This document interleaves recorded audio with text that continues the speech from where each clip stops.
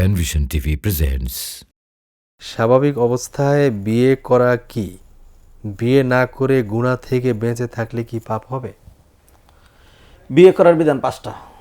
আচ্ছা। 1 নম্বর বিয়ে হলো ফরজ, 2 নম্বর হলো ওয়াজিব, 3 নম্বর হলো সুন্নাহ, 4 নম্বর হলো মুস্তাহাব, 5 নম্বর হলো মুবাহ। মুবাহ। এইটা মেন টু মেন ভেরি করবে মানুষের অবস্থার। এটা খুবই আপেক্ষিক একটা বিষয়। আপেক্ষিক বিষয়। হ্যাঁ, কোনো ব্যক্তি যদি দেখা গেল যে গুনাহ থেকে বিরত আছেন কিন্তু তিনি বিয়ে করছেন না, সর্বনিম্ন কাজ যেটা তিনি করলেন সেটা হলো নবীজির সুন্নাহ তিনি ত্যাগ করলেন। কারণ নবীজি বিয়েটাকে সুন্নাহ বলেছেন তো, আন নিকাহু মিন সুন্নতি ফামান রাগিবা আন সুন্নতি ফালাইসা মিন্নি। তিনি মানে কিসের কারণে কাজটা করছেন? হয়তো বেশি ইবাদত করার জন্য। তিনি ভুল বুঝেছেন। হ্যাঁ, তিনি একা কত ইবাদত করতে পারবেন? বরং তিনি যদি বিবাহ শাদী করতেন, তার 4-5টা ছেলে মেয়ে থাকতো, এরা সবাই মিলে যদি ইবাদত করতো এটাও তো তিনি পেতেন, সবটা পেতেন। সব পেতেন। এটা অনেকে জানেন আসলে। অতএব একজন যদি মনে করেন যে আমি গুনাহ থেকে মুক্ত থাকতেছি বিয়ে করা ছাড়া, হ্যাঁ, এটা খুব কঠিন বিষয়। আল্লাহ সুবহানাহু ওয়া তাআলা প্রতিটা মানুষের মধ্যে তার একটা কামনা, বাসনা, যৌনতা, নারীর প্রতি দুর্বলতা দিয়ে সৃষ্টি করেছেন। হ্যাঁ, এখন যদি কেউ এক্সট্রা ঈমানের অধিকারী হয় এবং তিনি মনে করেন যে আমি অনেক বেশি নেক আমল করতে পারবো বিবাহ করা ছাড়া, তাহলে তার আবার কবিরা গুনাহ হবে। বিষয়টা এরকমও। কিন্তু বিয়ে করা তো একটা নেক আমল। বিয়ে করা অনেক আমল।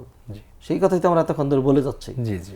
যে কেউ যদি বিবাহ না করেন তাহলে ন্যূনতম তিনি সুন্নাহ ত্যাগ করলেন এবং বড় সওয়াব থেকে তিনি কি হলেন?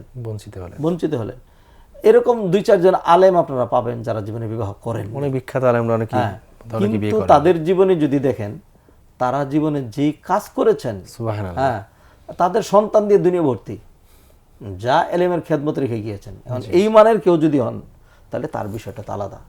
আর আমরা জেনাতেন মানুষ হয়ে যদি বলি যে না গুনাহ থেকে বেঁচে থাকবো, আমি বিবাহ শাদী করলাম না, বিবাহ শাদী ছাড়া গুনাহ থেকে পুরোপুরি বেঁচে থাকা সম্ভব নয়, কঠিন হয়ে যায়, খুবই কঠিন বিষয়। আমাদের এই সময় আরো বেশি। আর যদি একান্ত গুনাহ থেকেই বাঁচলেন, খালি গুনাহ থেকে বাঁচা তো জরুরি না, আপনার জন্য সওয়াব তো জরুরি, কাজ তো করা লাগবে। আপনি মারা যাচ্ছেন, আপনার জন্য দোয়া করার কেউ থাকলো না, মনে করেন যে অন্যরা দোয়া করবে। তা আমি যে আমার বাবা মায়ের জন্য রব্বির হামহুমা কামা রব্বায়ানি সগীরা, আমি চোখের পানি ছেড়ে দিয়ে বাবা মার জন্য যেই দোয়াটা করি, এইভাবে দোয়াটা কি অন্য মানুষ করবে? হবে না, হয় না, হয়ে ওঠে। সেই জন্য মানে সামগ্রিক কল্যাণ বিবেচনায় বিবাহটা মোটামুটি জরুরি, বিবাহ করা উচিত। বিবাহটাকে এরকম যুক্তি দিয়ে আনে যে না আমার কোনো অসুবিধা নাই, না। এটা অনেকে হয়তো অভিমান করে এরকম করতে পারেন যে ঠিক আছে আমি একভাবে বিবাহ করতে চেয়েছিলাম, সেভাবে যেহেতু পারলাম না আর বিবাহ করব না, জিদের কারণে। তো সেটি যেন না হয়। তো নীতিগতভাবে বিয়ে যদি কেউ না করে পাপ থেকে মুক্ত থাকতে পারে, তার গুনাহের কিছু নাই, কবিরা গুনাহ হবে না, কিন্তু তিনি বড় ধরনের কল্যাণ থেকে বঞ্চিত হলেন, সুন্নাহ থেকে সুন্নাহ তিনি ত্যাগ করলেন। আবার অনেকের জন্য বিবাহ করা বললাম যে মানে মাকরু, যদি কারো অবস্থা এরকম হয় যে তিনি বিবাহ করলে তার পরিবার চালাইতে পারবেন না, তার ওই এবিলিটি নেই, বিভিন্ন দিক দিয়ে তার নেই, তাহলে তিনি কেন করবেন?